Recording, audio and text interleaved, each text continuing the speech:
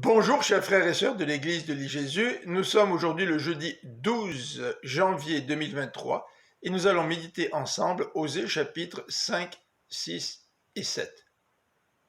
Dans ces passages, l'Éternel continue d'être en procès contre son peuple. Chapitre 5, versets 1 à 3, Dieu en a contre les responsables du peuple qui devaient rendre la justice, mais qui ne l'ont pas fait. C'est la raison pour laquelle le jugement tombera sur eux. Leurs actes les empêchent même de revenir à Dieu.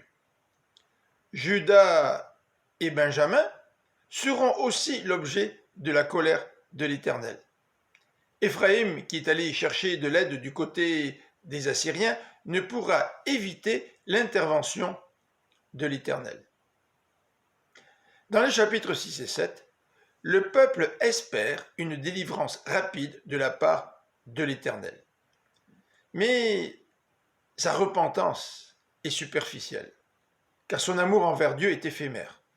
En effet, il maintient un style de vie marqué par la corruption, la violence et la cruauté. Les prêtres assassinent même des passants. Le peuple pratique la tromperie. Les brigands et les voleurs commettent leurs méfaits.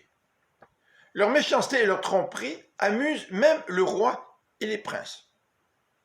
Le peuple appelle l'Égypte ou l'Assyrie à l'aide, au lieu de se tourner vers l'Éternel, au lieu de crier à Dieu, de le supplier pour qu'il intervienne. Dans ce contexte, il n'est pas étonnant que Dieu refuse d'accepter les sacrifices et les holocaustes de son peuple. Retenons cette vérité spirituelle. Aucun acte religieux, aucun rite religieux ne peut nous attirer la faveur de Dieu.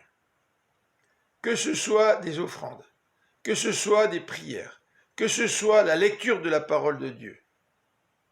Aucun de ces gestes ne pourra nous attirer la faveur de Dieu si nous ne nous repentons pas avec sincérité, si nous ne changeons pas de conduite.